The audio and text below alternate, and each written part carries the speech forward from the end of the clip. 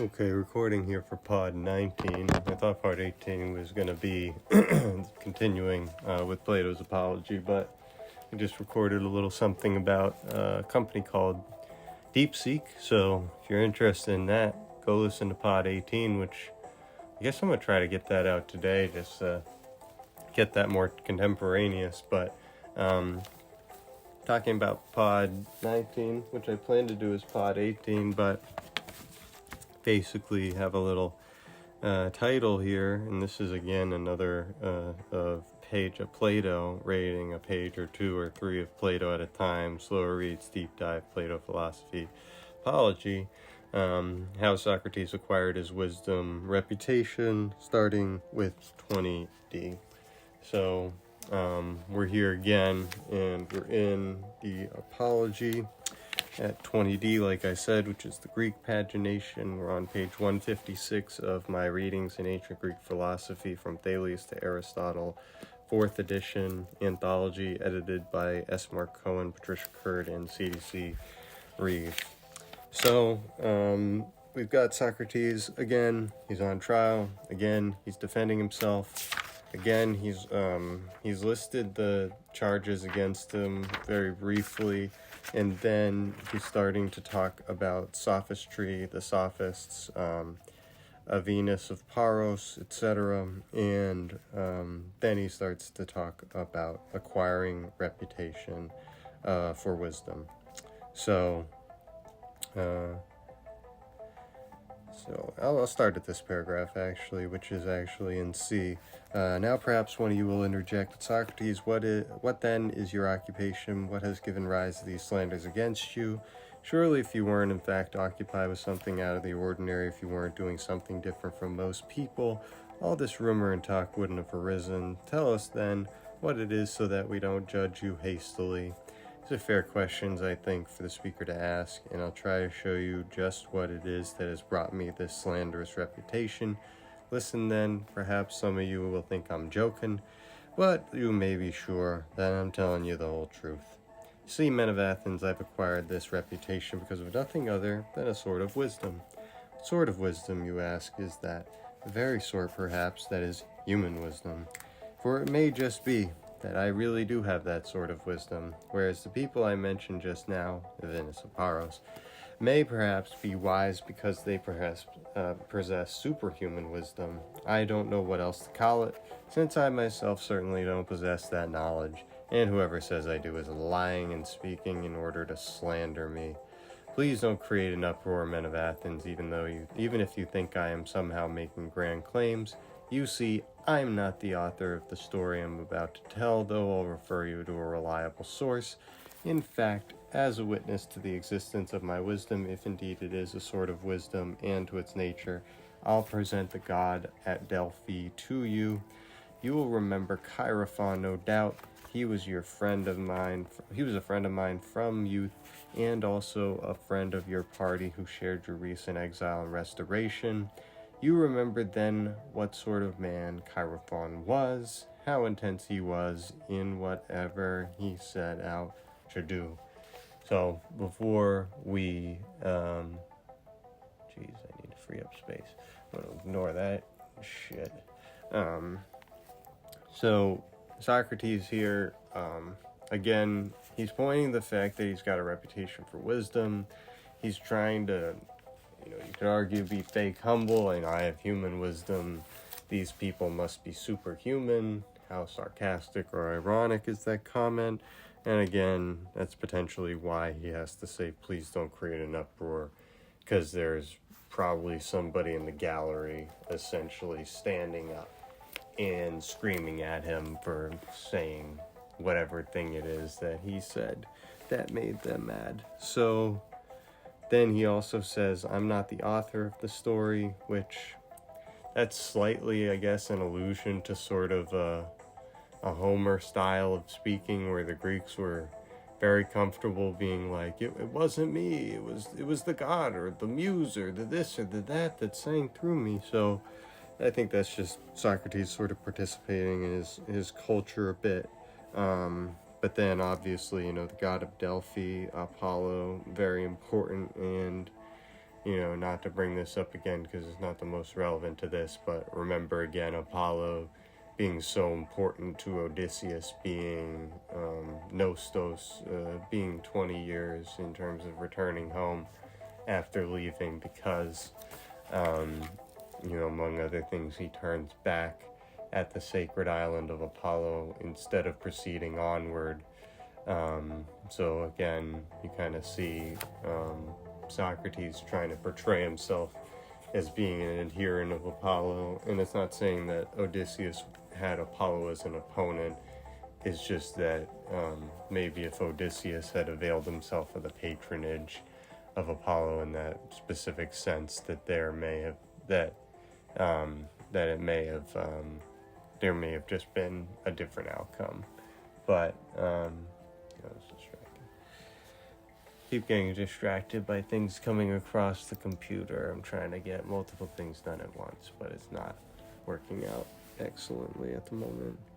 So don't create an uproar if I am speaking, think I'm making grand claims.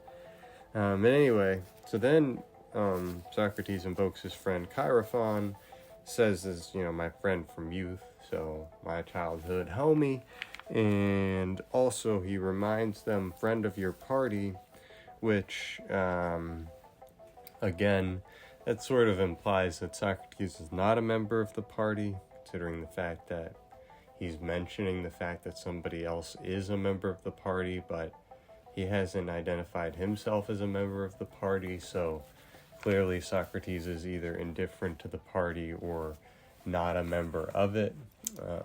But that's just another thing to consider. But he's trying to just say, Chaerephon went with you all when you were all in exile in Samos, which is an island off the Piraeus, essentially, and so those people were of the Democratic Coalition, and they continued to govern in a democratic fashion. And then when the democracy was restored in the greater part of Athens, like they said, it was in 403 that it's restored. So they come back into power, and Chaerephon is part of their political group, although Chaerephon, I think, is dead at this point. So just go over some of the notes about this section here. Again, I went over this last time, that the god of Apollo is the god of healing, prophecy, purification, care for young citizens, music, poetry. So a lot of stuff that interests and concerns Socrates, etc.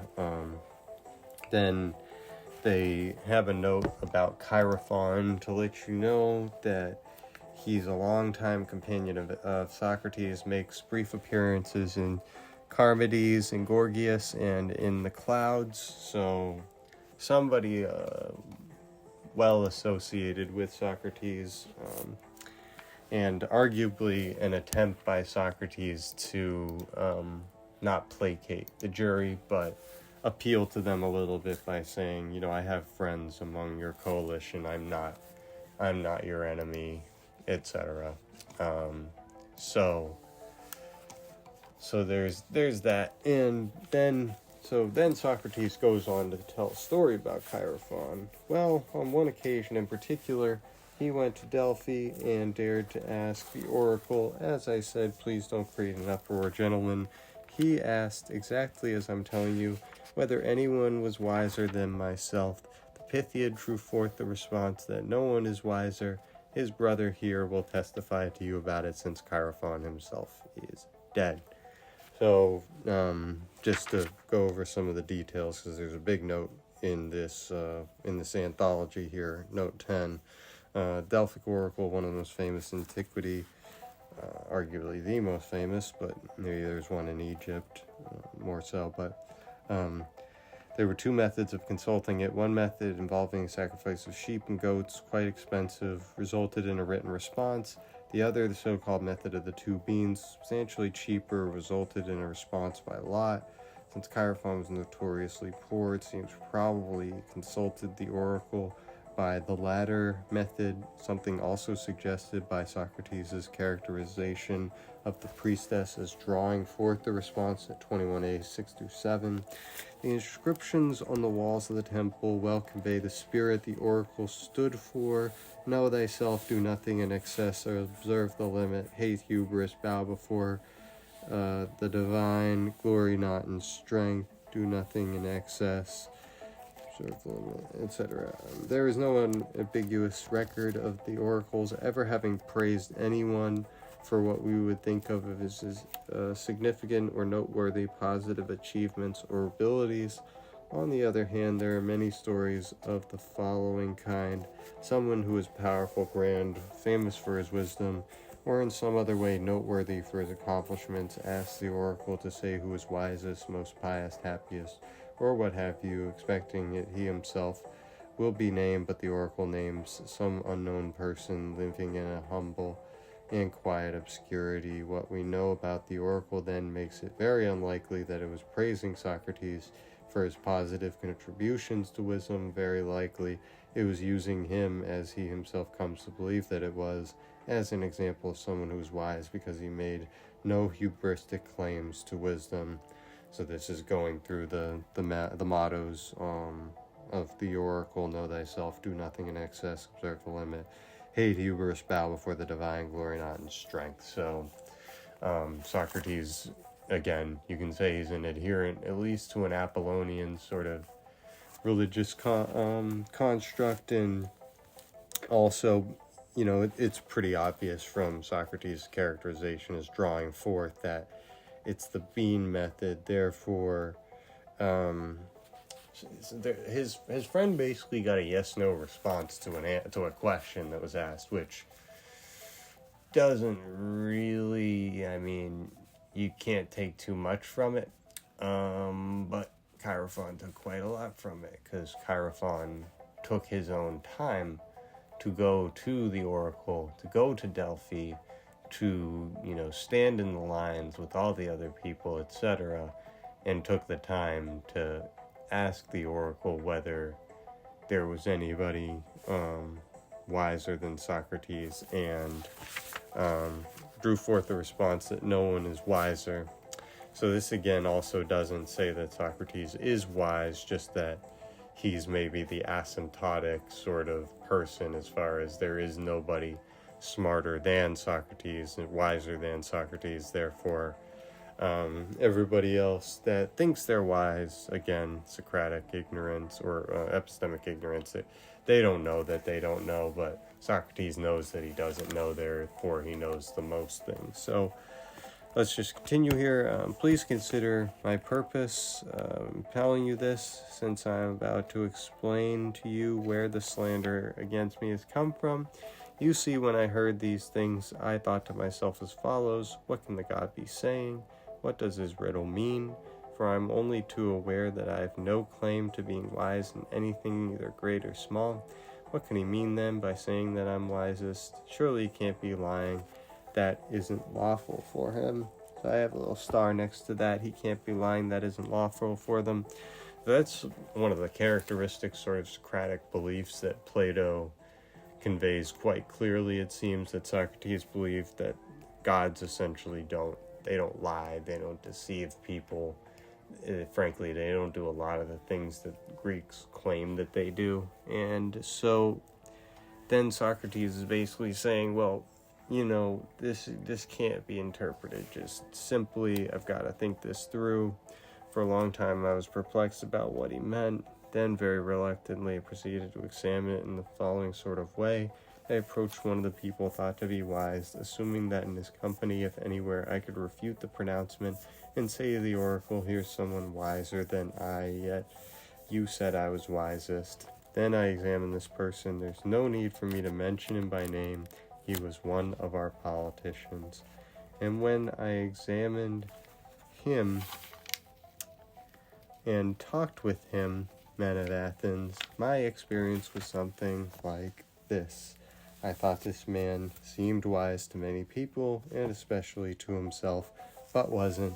Then I tried to show him that he thought himself wise, but wasn't, As a result, he came to dislike me, and so did many of the people present. For my part, I thought to myself as I left, I'm wiser than that person, for it's likely that neither of us knows anything fine and good, but he thinks he knows something he doesn't know, whereas I, since I don't in fact know, don't think that I do either. At any rate, it seems that I'm wiser than he is in just a small one way. That what I don't know, I don't think I know. Next, I approached another man, one thought to be wiser than the first, and it seemed to me that the same thing occurred, and so I came to be disliked by that man too, as well as by many others. So, Socrates is going through his first sort of foray through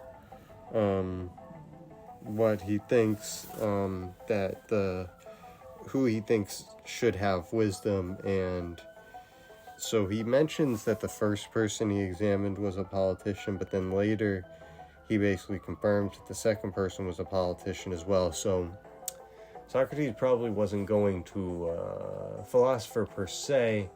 He was going to some of the leading people in Athens, being like, you say X, Y, Z, etc., therefore you must know. And then he's basically saying they don't know. So interesting to note. So this is first of like a 3-part thing where Socrates will go to sort of 3 classes of people and try to get wisdom from them, and is unsuccessful on anything other than getting a technical understanding of things from the craftsmen. So and Socrates frankly doesn't care about that. So this is just like the first of almost like a trilogy, again, kind of in an Orestia tradition, this sort of tragic tradition that, first I went to the politicians, then I went to the craftsmen, or the artist, and then finally I went to the craftsmen or whatever. I'm going to keep reading, because maybe it's the poets and stuff who come up second, but basically goes through 3 classes of people and shows that, these people are thought to be wise for whatever reason. The politicians are thought to be wise because they make our decisions, and therefore wouldn't you put the wisest people in those positions, therefore the people in those positions are the wisest. Or for poetry, it has so much of a rhyme, therefore there has to be a reason. Or the craftsmen, that they've got some sort of knowledge that they've gained over time, and how to sort of apply that knowledge more broadly. Are there problems with that, etc., etc., etc. So I've gone on pretty long without breaking things down too much, because again, we went over Socratic ignorance, so you're familiar with the concept, and this is where Socrates starts to formalize this idea of his lack of knowledge, etc. But just to sort of put all the cards on the table, if you look at this as a court defense, though, you can, kind of throw charges of hearsay, and essentially, because Chaerephon's not alive to verify this, why are you relying on this as an argument? How relevant is this actually to the charges against you? Are you distracting from the case against you? How effectively, therefore, are you actually defending yourself? And even if Chaerephon's brother is here, that brings it to the realm of testimony, familial testimony, the realm of memory, because it's basically not, what I'm saying is that the evidence starts getting worse and worse for the things that Socrates is saying, whether or not he's trying to have it be completely verifiable, which in the case of Chaerephon, he's at least going to the point of saying that Chaerephon's brother Chirocrates,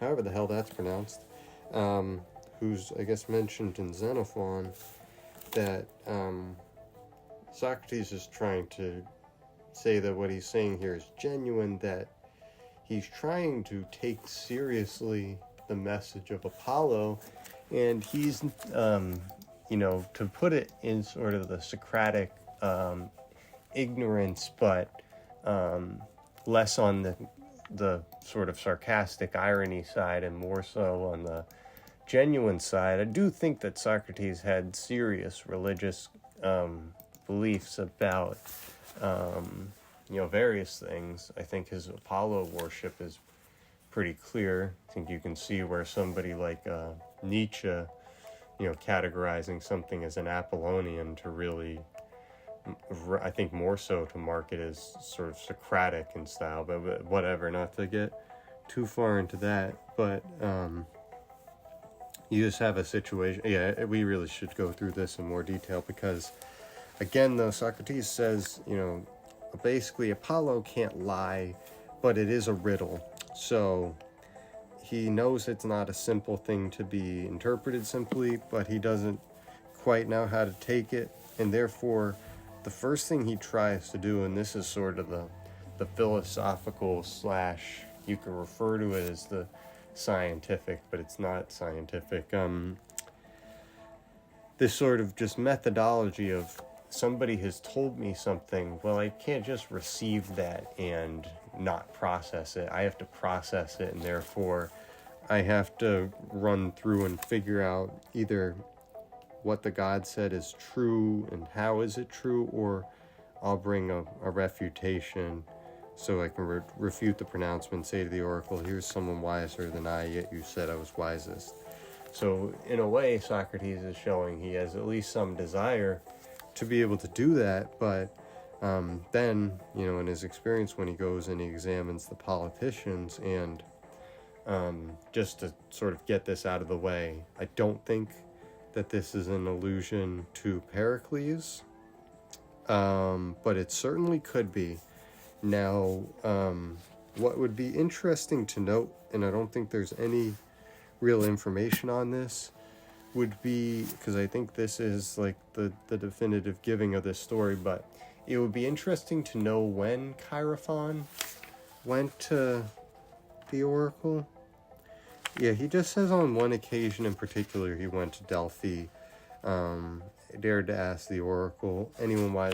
So from this we can interpret a few things. First of all, Socrates already has his reputation for wisdom when Chaerephon goes to the Pythia. It's not, Socrates doesn't become wise after the fact of being anointed by the Pythia.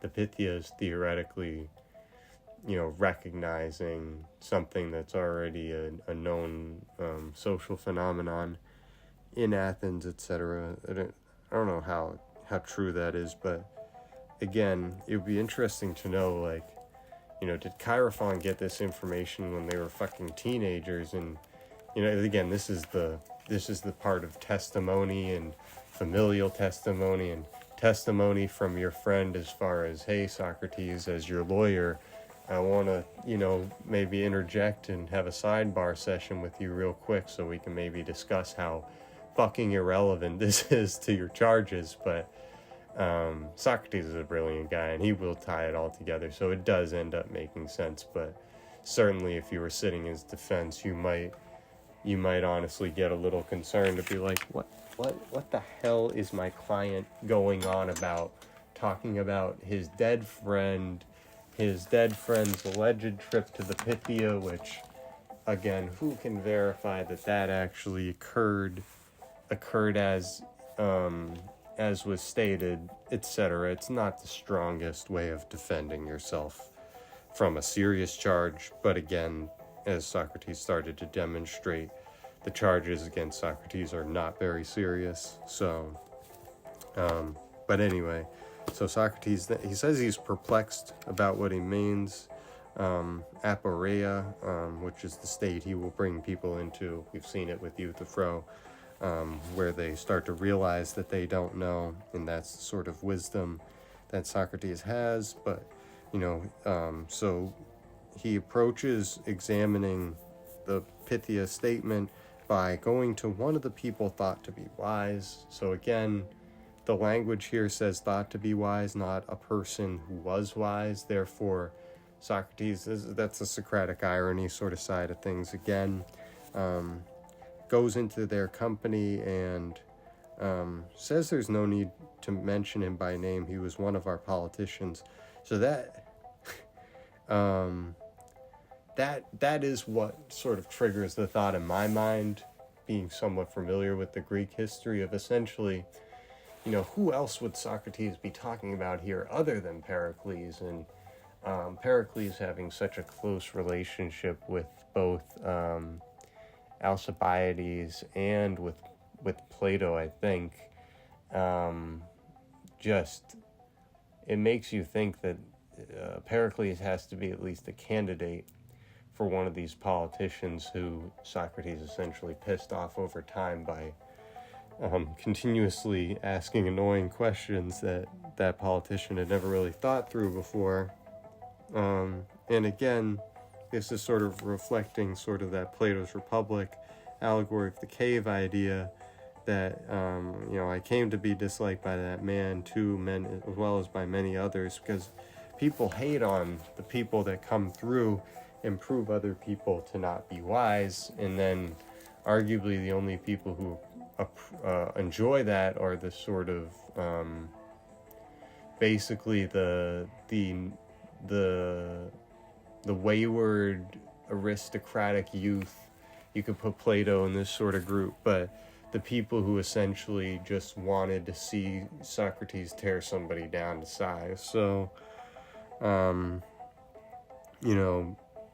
these people come to dislike Socrates, and whether or not it's Pericles or not, he just says, quite plainly that the man seemed wise to many people, especially to himself, but wasn't. I tried to show him that he thought himself wise, but wasn't. Now, imagine telling somebody with an ego like that they're not wise. Again, how well is that going to go over? It's going to fly like a lead balloon. But and that's why, he gets to the point of eventually thinking that he is wiser than that person.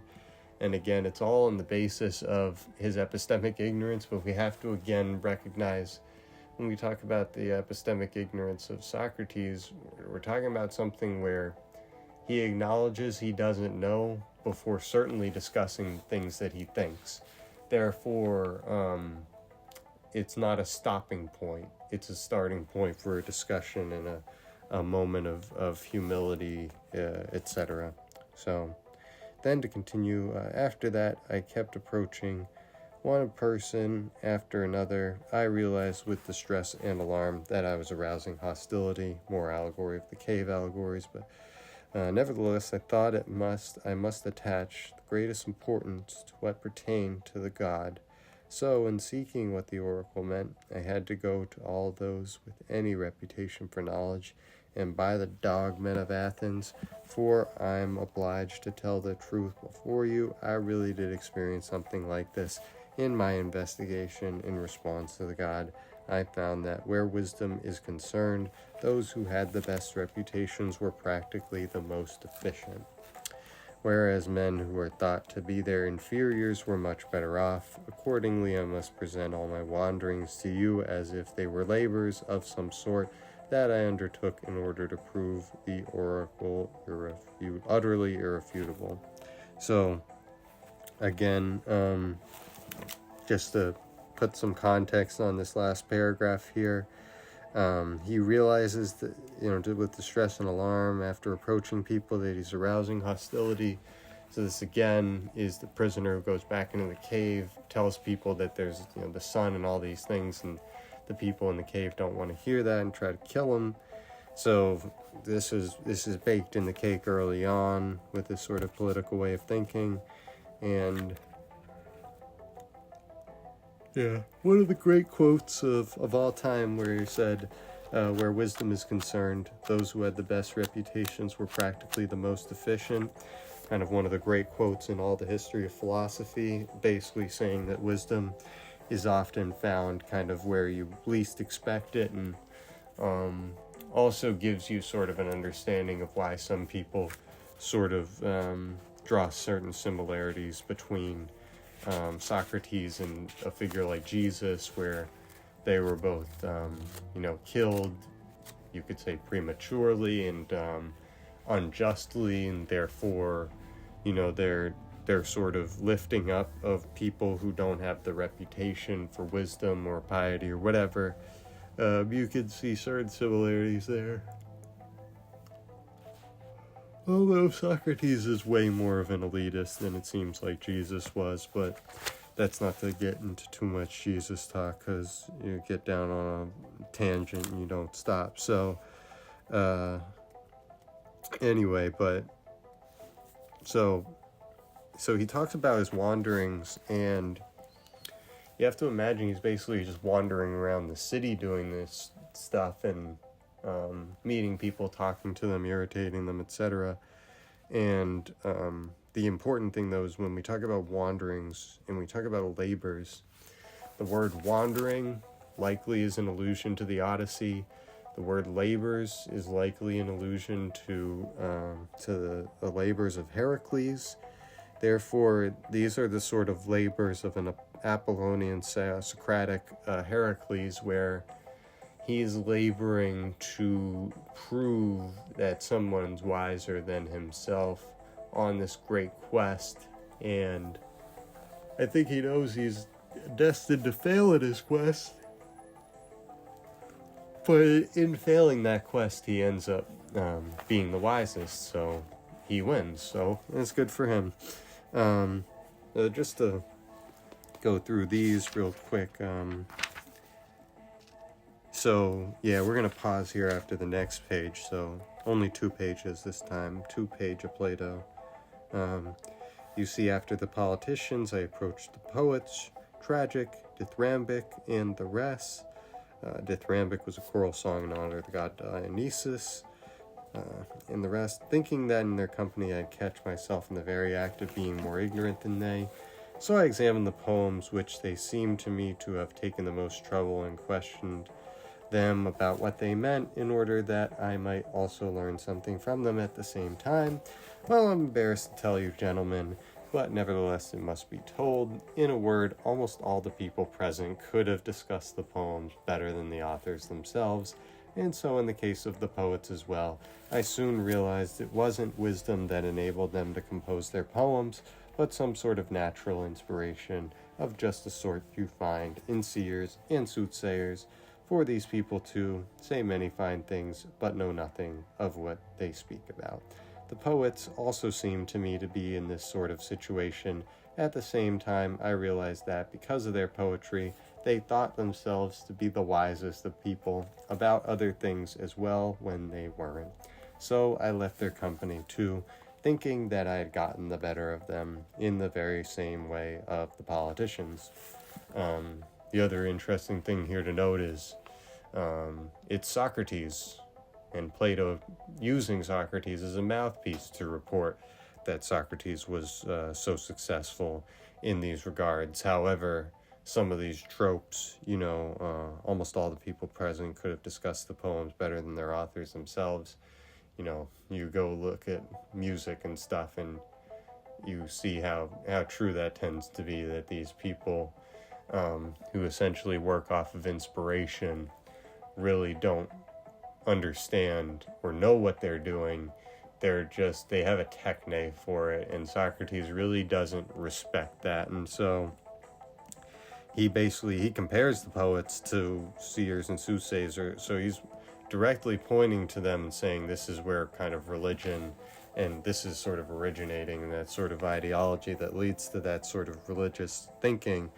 And he says, these people say many fine things, know nothing of what they speak about. So arguably for Socrates, there's some value in speaking about things you don't know about. It's just that you have to acknowledge that you don't know about it before you speak. So that's the poets, and arguably, therefore, Socrates has first dealt with the politicians. He's dealt in sort of a Plato's Republic sort of tripartite soul and society breakdown. He started with the mind, or the rulers, the politicians. Next, he's going to the spirit, or the poets. And then lastly, he's going to go to the body politic, i.e. the craftsman. Finally, I approached craftsmen. You see, I was conscious of knowing practically nothing myself, although Socrates is a craftsman of some sort. But anyway, I knew that I'd discover that they at least would know many fine things. I wasn't wrong about this. On the contrary, they did know things I didn't know. In that respect, they were wiser than I. But men of Athens, the good craftsmen, also seemed to me to have the very same flaws the poets. Because he performed his craft well, each of them also thought himself to be wisest about other things. The most important things in this era of theirs seemed to overshadow their wisdom.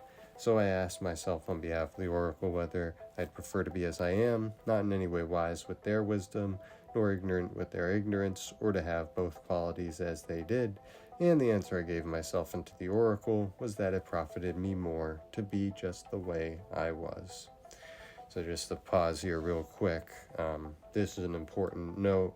He says it's common with the craftsmen and the poets, and arguably just with anybody who lacks knowledge, essentially. Because he performed his craft well, he thought himself to be the wisest about other things. So essentially, I'm an expert in one thing that makes me an expert in everything else. Elon Musk knows how to shoot rockets into the sky, therefore he's qualified to cut $2 trillion from the budget or whatever stupid shit they're trying to do, etc. And so this is, clearly a flaw, and Socrates is essentially pointing out the craftsmen certainly do know things because they've got, they've written things down, they've got a legacy of doing things a certain way and innovation over time. This is a big part of the human story, is this sort of craftsman sort of component of it. But Socrates basically points out these are not the most important things, and therefore those are the things that Socrates is really concerned about. Socrates is not concerned with, the definition of the species of a particular animal, even though in a dialogue like Sophist, he will get to the sort of granular levels of, this sort of fisherman versus that sort of fisherman. But for the most part, Socrates is way more concerned with questions about virtue, piety, justice, all of these things that you can argue are essentially distinctly human creations and therefore have to be regarded by human beings and aren't really quite so subject to the rules of scientific analysis, because it's much more a matter of phenomenology than it is just objective looking at the world as a three-dimensional object in space and time, etc., etc. There's a lot more to it than that. So then to continue, from this examination, men of Athens, much hostility has arisen against me of a sort that is harshest and most onerous.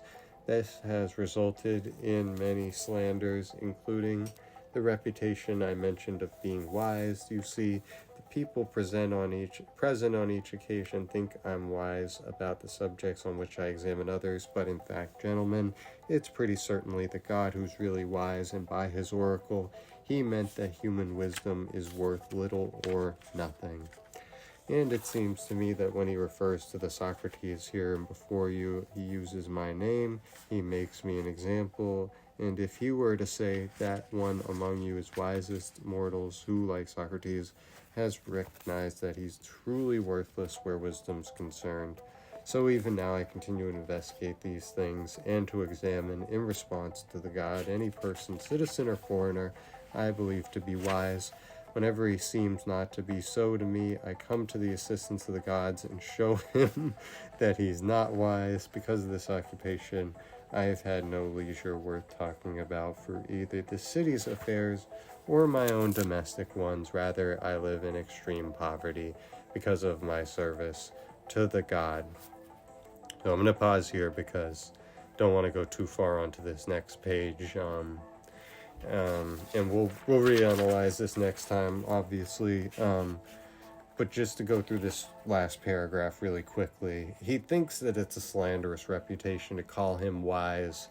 He lays his card about sort of the irony side of things when he says, it's pretty certainly the God who's wise. By his oracle, he meant that human wisdom is worth little or nothing. So basically, Socrates being the wisest isn't even something to congratulate Socrates about. It's literally, you're the, not to use charge, you're the tallest midget in the room. Like, congratulations, you're 3'7", sir. Like, it doesn't fucking matter. So, you just have a situation where Socrates is, and he's kind of doing the annoying religious thing of throwing himself on the ground and sort of flagellating himself as an ignorant and a this, that, and the other. But the virtue of doing that is that you essentially cover your bases, and it's impossible for somebody to say that you're ignorant when you're claiming ignorance. And so that is the strength of that as a rhetorical strategy. But next time we're going to get into the young people that follow Socrates around and him talking about it and how he lives in extreme poverty, but these rich people essentially follow him around and they enjoy him cross-examining other people. We're going to go through all of that next time. So I'm going to pause right quick and made good time on this one. So that was, let's see.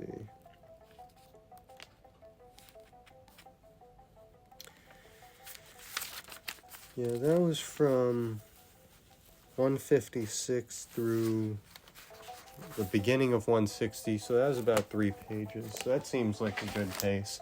So I feel good about stopping there. But again, to go over some of our themes, and this isn't a class at all, but if you're following along with this, you're going to realize that there are themes, since I keep bringing the same things up over and over again. But Socratic ignorance, epistemic ignorance, knowing that you don't know. We went over that big time today. So you have an understanding of why it is that Socrates really thinks that even though he has all these opinions on things, at the end of the day, his wisdom can only consist in knowing that he doesn't know and being in the relative position compared to an arrogant person who thinks they know but really doesn't know. And so, you've got Socrates who, whatever you want to say about him, arrogant, you want to say he's ironic across the board, he says almost nothing in complete seriousness, etc.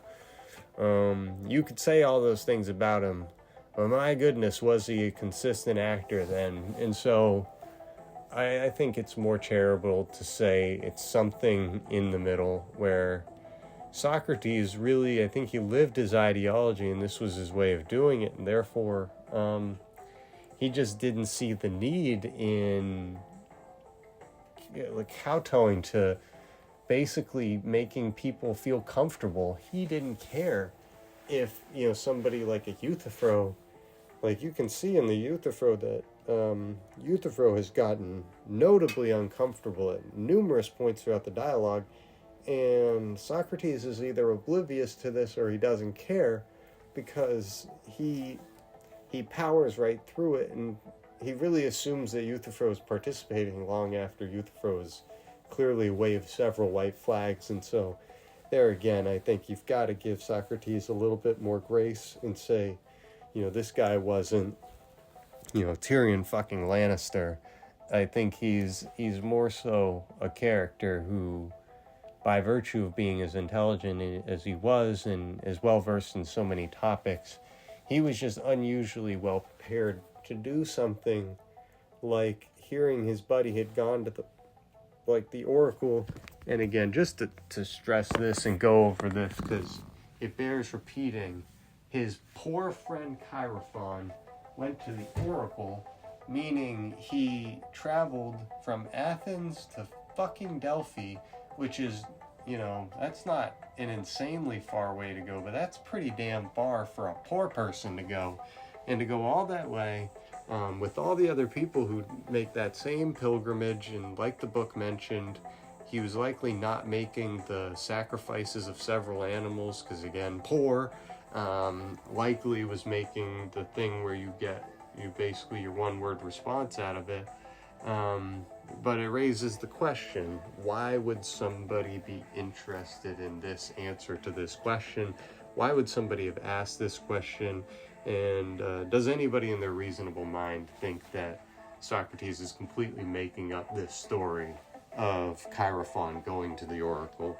it seems hard to believe that Socrates would have come up with a story completely out of nowhere, and that somebody at some point wouldn't have raised it as an objection that basically, Chaerephon never said that, or you misunderstood what Chaerephon said, or Chaerephon was yanking your chain one day, Socrates, and you gotta learn to be a little less, not to use the word autistic in a pejorative sense, but you gotta learn to take something with a grain of salt, etc. Although, again, I would argue Socrates can give about as good as he gets. It's just that it's pretty clear that at some points he did suffer, if not from epilepsy, basically, and it's not even, the word suffer is wrong, but he would just have episodes where he would be rendered kind of incapable of being roused to attention by other people, although arguably, what does it mean to be roused to attention? Those stories are about him in military contexts, and certainly I think if there was some sort of battle, like if they had been attacked in a camp at night, although if that had happened, Socrates probably wouldn't have survived to get the historical reputation that he did, but it's like if there was something truly exigent, I'm fairly confident this dude would have snapped out of it, stopped thinking to, fight off a bear that came into the camp or some silly shit like that. But, when it comes to, somebody pointing out that he's been standing outside all day and he's got a cloak on and it's the middle of the winter and what in the frig are you doing? You haven't come in all day, Socrates, and isn't it awful cold out there, Socrates? Again, we can say Socrates was a bit of a peculiar character, and I think that's fair to say. What I think we just need to be careful about saying is that is to either diagnose him with some sort of autism, Asperger's syndrome, that's not necessarily fair or necessary. It's just, it's good to flag it as a possibility for certain explanation of at least aspects of his behavior. And then, again, we went over this last time, so we didn't touch on this nearly at all today. Because again, today, you can almost say, like, what is Socrates talking about? We're really breaking this up, and so you heard last time just how silly and stupid the charges against Socrates are, and I think that what you're going to find as the dialogue continues to roll along is Socrates is going to be increasingly demonstrating how stupid the charges are against him. But today, we're just going over briefly this section where Socrates, almost as an aside, brings up his epistemic ignorance stuff. And somebody could really point out to Socrates, like, this is not helping you in your trial. This is not the difference between you being found guilty or innocent. Like, this isn't helping you, but it is context that provides further color to Socrates' character. So that's what I wanted to get done today. So that's Pod19. So thanks.